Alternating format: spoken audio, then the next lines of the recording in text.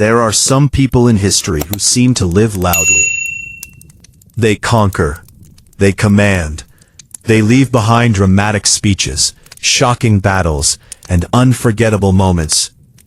And then, there are people like Isaac. At first glance, Isaac does not seem like the kind of man whose life would shake the world. He was not the great wanderer that his father Abraham was. He was not the fierce struggler that his son Jacob became. He did not build empires. He did not lead armies. He did not thunder from mountaintops.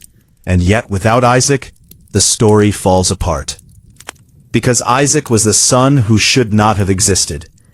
The child born from a promise so impossible that it sounded like a joke.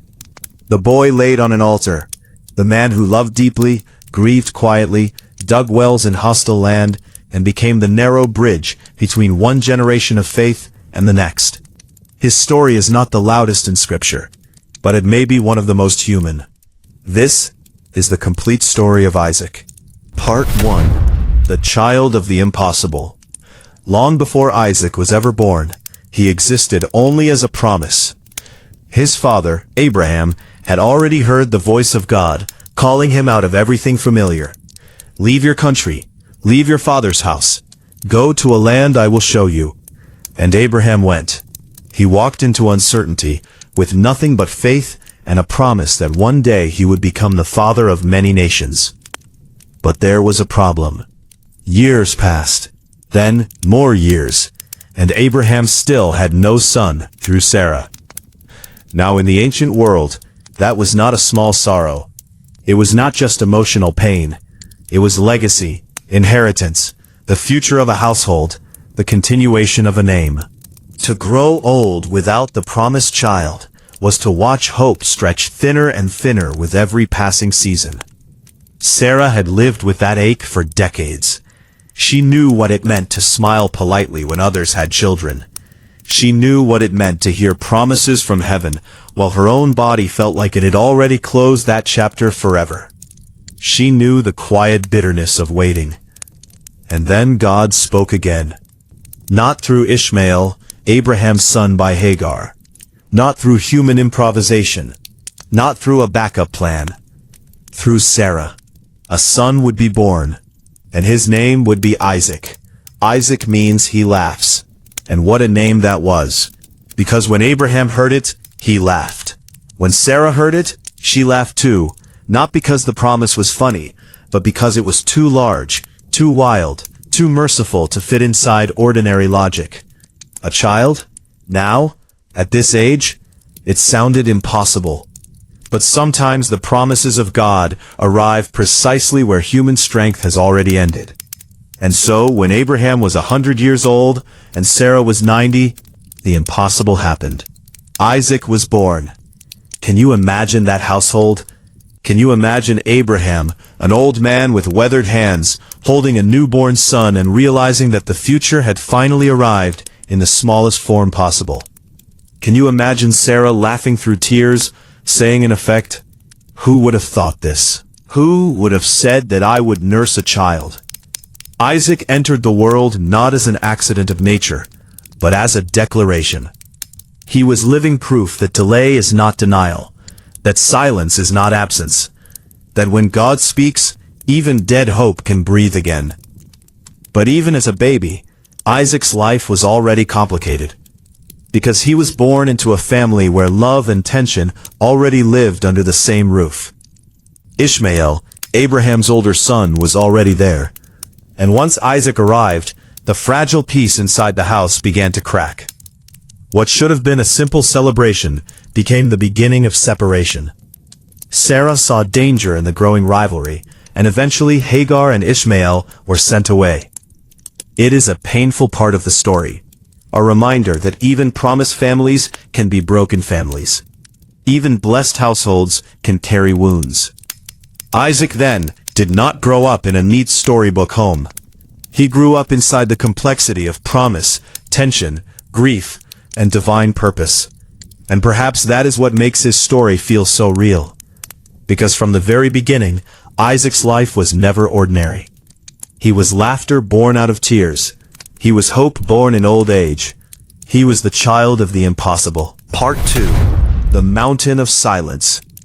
If Isaac's birth was one of the happiest moments in Abraham's life, then the next great moment in Isaac's story is one of the most terrifying in all of Scripture. One day, God tested Abraham. The command was almost unthinkable. Take your son, your beloved son, Isaac, and offer him on a mountain I will show you. The text does not slow down to explain the emotional explosion behind that command. It simply lets the weight sit there. Take your son, your promised son, your miracle son, the one through whom the future is supposed to come, and lay him down. So Abraham rose early in the morning. That detail alone is chilling. No argument recorded. No long speech. No visible resistance. Just obedience wrapped in agony. And Isaac went with him. This is where Isaac's story becomes deeply powerful. Because Isaac is often remembered as the passive child in this scene. But look carefully. He was not an infant. He was old enough to walk beside his father. Old enough to notice what was missing. Old enough to ask the question that splits the heart open. Father, here is the fire and the wood. But where is the lamb for the offering? And Abraham answered with one of the most mysterious and beautiful lines in the Bible. God will provide. Imagine the walk after that. The quiet. The wind through the trees. The sound of sandals against stone. The feeling that something sacred and terrible was unfolding. But neither father nor son fully speaking it aloud. Then they reached the place.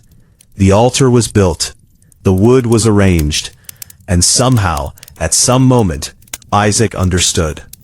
We are not told exactly how. Did Abraham explain it with tears in his eyes? Did Isaac step back in horror?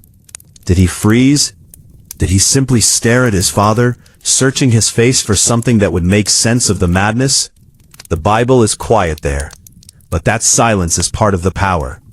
Because Isaac in that moment becomes more than Abraham's son. He becomes a participant in faith. A young man caught in a test he did not choose, yet somehow standing within it. And then, at the edge of the unthinkable, heaven spoke. Do not lay a hand on the boy. A ram was caught in the thicket. The knife did not fall. The promise was not destroyed. Mercy stood where death had almost entered. That mountain changed everything. For Abraham, it proved that faith sometimes walks through darkness without understanding. For Isaac, it left a mark that surely never faded. How could it? How do you go back to ordinary life after being bound on an altar? After seeing your father tremble between obedience and heartbreak? After learning in the most intimate way imaginable that life itself belongs to God? Maybe that is why Isaac often feels like such a quiet man later in life. Because some experiences do not make a person louder, they make him deeper. The mountain of Moriah was not just the place where Isaac was spared. Life stopped belonging to normal expectations. From then on, Isaac was not simply the child of promise. He was the child who had once been laid down and given back. And people who are given back often live differently. Part 3. Love after loss. Not long after the mountain, sorrow entered Isaac's life in another form. His mother, Sarah, died. Now think about Isaac for a moment. He was the miracle child of his mother's old age. He was the answer to her decades of waiting. He was the laughter she held in her arms after a lifetime of emptiness. And now she was gone. Scripture does not tell us much about Isaac's grief in detail. But later, it tells us something very tender. When Rebekah became his wife, Isaac was comforted after his mother's death. That one sentence tells us more than many long speeches could. It tells us he carried grief. It tells us the loss stayed with him. It tells us he was not untouched by sorrow. Abraham, now advanced in years, knew Isaac needed a wife, not just for the continuation of the covenant line, but perhaps also for companionship, healing, and the future of the family. So he sent his servant back toward the homeland to find a bride from among his own people.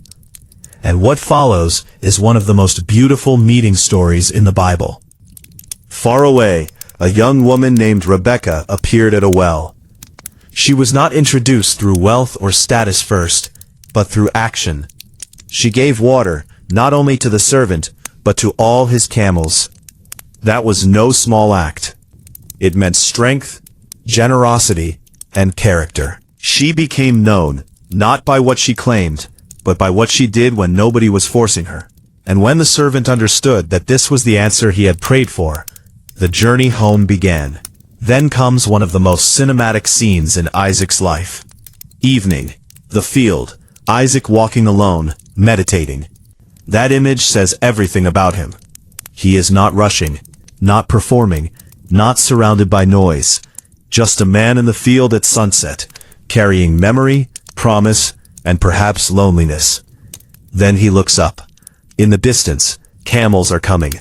Rebekah lifts her eyes and sees him too. Two lives, moving toward each other across open ground. No dramatic music in the text. No exaggerated poetry. Just simplicity. And somehow that makes it more beautiful. Rebekah became Isaac's wife. He loved her. Those words matter. In the stories of the patriarchs, not every relationship is described that way, but Isaac loved Rebekah. And after the loss of Sarah, this love became a place of comfort. For a while, perhaps, life softened. The son of promise had a wife. The future felt open again. The covenant line could continue. But once more, the silence returned. Rebekah could not conceive. And suddenly the old family pain resurfaced. Barrenness again. Waiting again. The same ache that had once defined Abraham and Sarah now reappeared in Isaac and Rebekah. But Isaac did something deeply important. He prayed. He did not solve it through manipulation. He did not reach for an alternate plan the way the previous generation had. He brought the pain to God. And after 20 years of waiting, Rebekah became pregnant. 20 years. That is not a footnote. That is a long marriage of prayer, disappointment, hope, and endurance. When the twins struggled within her womb, Rebekah sought God, and the answer came. 2 nations were in her womb, 2 peoples would be divided, and the older would serve the younger. Before the children were even born, the future was already trembling. Esau came first, red, rugged, instinctive. Jacob followed, gripping Esau's heel, as if reaching for what had come before him.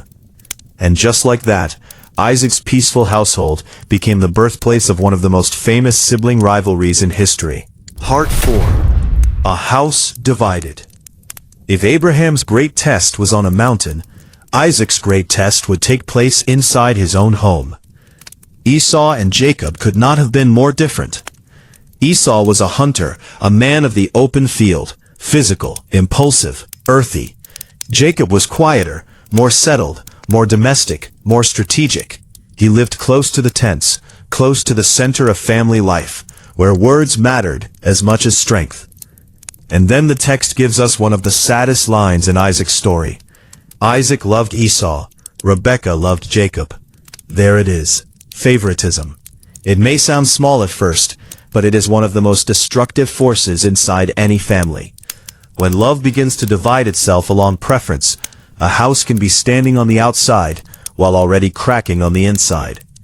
Isaac favored Esau, apparently because he enjoyed the game Esau brought him. Rebekah favored Jacob, perhaps because she remembered the words spoken before the twins were born. And so the family became a battlefield of affection, ambition, and hidden agendas. The first explosion came with the birthright. Esau came home exhausted from the field, and found Jacob cooking stew.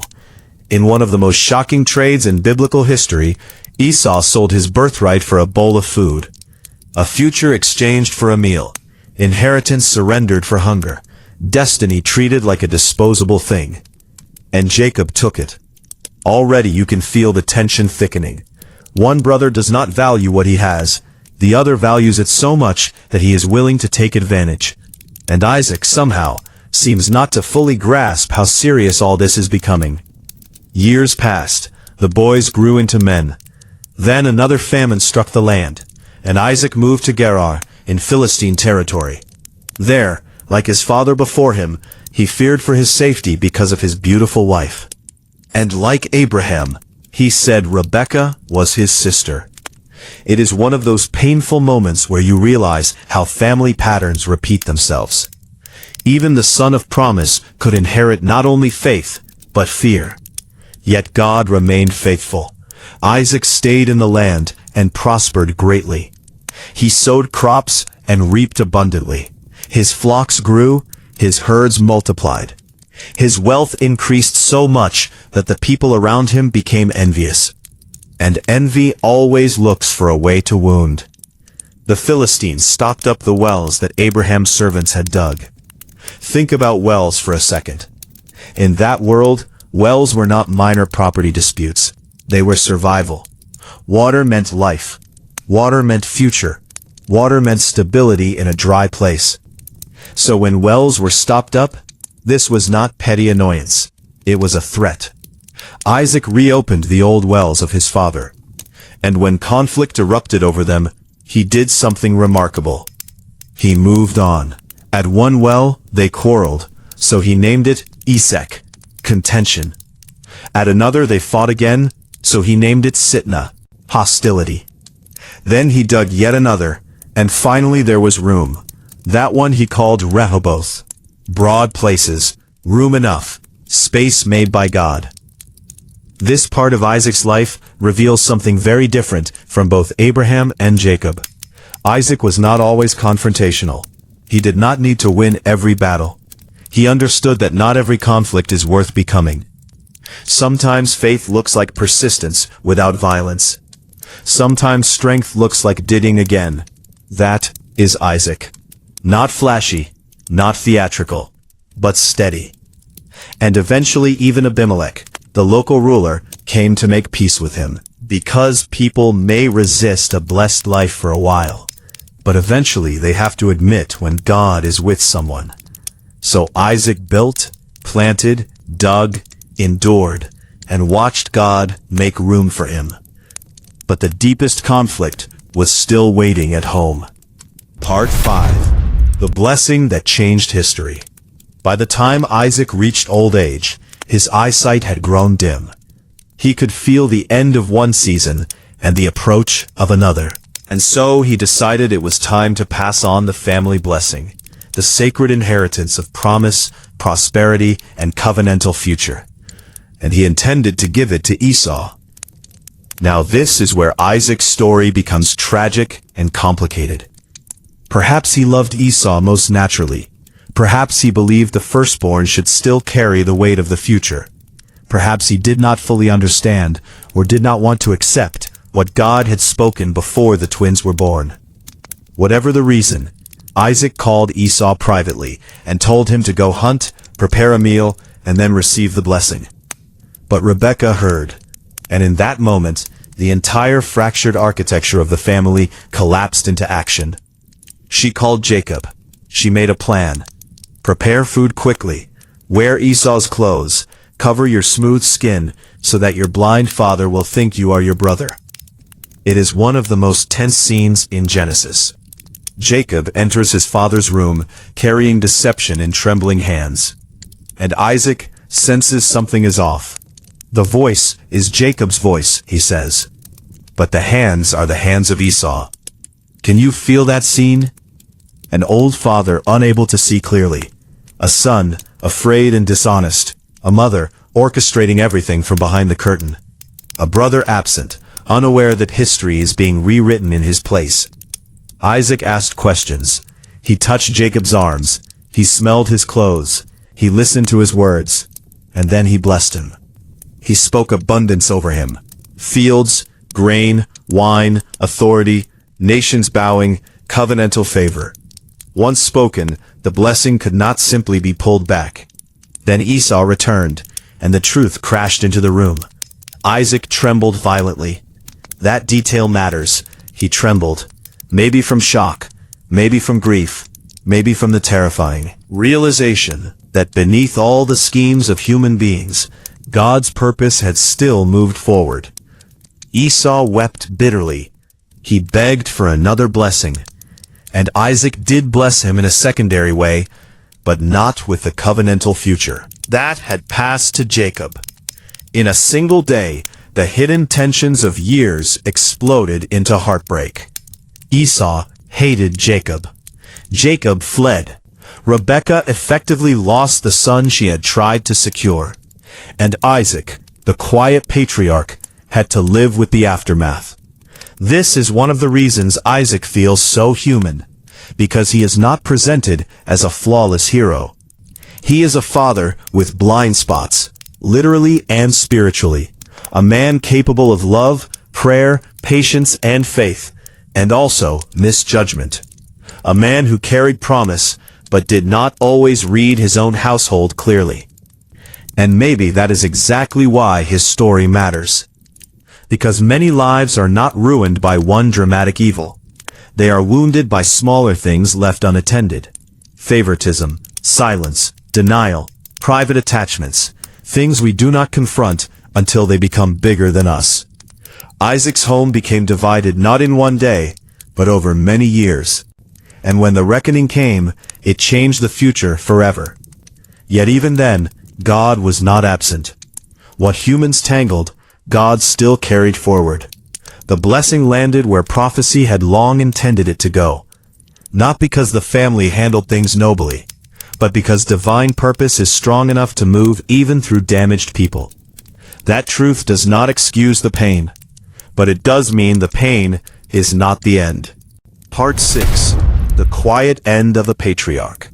After Jacob fled, Isaac's role in the story begins to fade. That is fitting, in a way.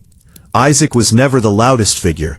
He was always something of a middle voice, the son after Abraham, the father before Jacob, the man in between. But in between does not mean unimportant.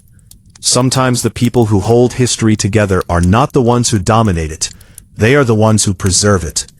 Isaac preserved the promise. He did not originate it as Abraham had. He did not struggle into a new identity as Jacob would. But he kept the line alive. He remained in the land. He reopened old wells. He built a family. He passed on the blessing. He occupied the sacred middle, where continuity lives. And at the end of his life, Isaac died at the age of 180. That means he lived long enough to see much. Long enough to carry memory from one era into another. Long enough to become not just a son, but an ancestor. And in a final, quiet moment of reconciliation, Jacob and Esau came together to bury him. That detail is easy to miss, but it is beautiful. The brothers who had once been torn apart by rivalry and blessing stood side by side at their father's grave. Not everything was healed, not every wound was erased, but for one solemn moment, the divided house gathered again, and Isaac was laid to rest with Abraham and Sarah, the child of laughter, the boy on the altar, the man in the field, the husband who loved Rebekah, the father of two nations, the digger of wells, the quiet patriarch. Gone from the earth, but never from the story. Part 7. Why Isaac still matters. Now here is the question. Why should we remember Isaac? Why does his story matter in a world obsessed with louder personalities? Because Isaac reminds us that not every great life is dramatic.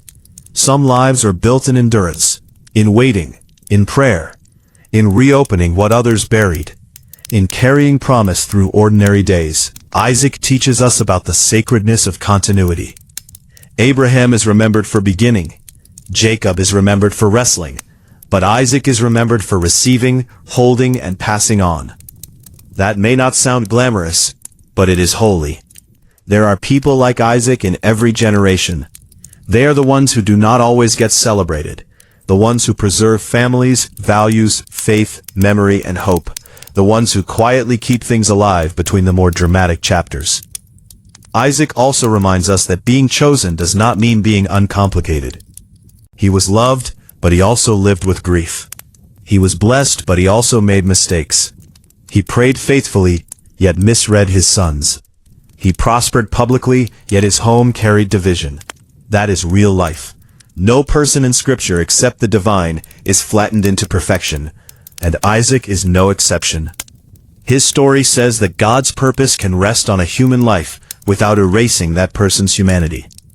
And maybe most powerfully of all, Isaac reminds us that some of the deepest acts of faith are quiet ones. Digging another well after the last one was taken, praying for years when no child comes, loving after grief, staying rooted in a difficult land, blessing the future even when you do not fully understand it. Those are not flashy miracles, but they are the substance of a faithful life. So yes, Isaac may seem quieter than Abraham, less dramatic than Jacob, less politically significant than Joseph. Not mistake quietness for smallness. Without Isaac, the promise has no bridge. Without Isaac, the covenant line snaps in the middle. Without Isaac, Abraham's faith does not reach Jacob's struggle. He was the middle son of the story, and the middle held. So when you hear the name Isaac, do not think only of a boy spared on a mountain. Think of laughter in an elderly mother's tent. Think of silent footsteps beside a father carrying wood. Think of evening fields and a love that comforted grief. Think of twins fighting in the womb. Think of wells reopened in enemy land. Think of trembling hands giving a blessing that would shape history. Think of a man whose life was not defined by noise, but by depth.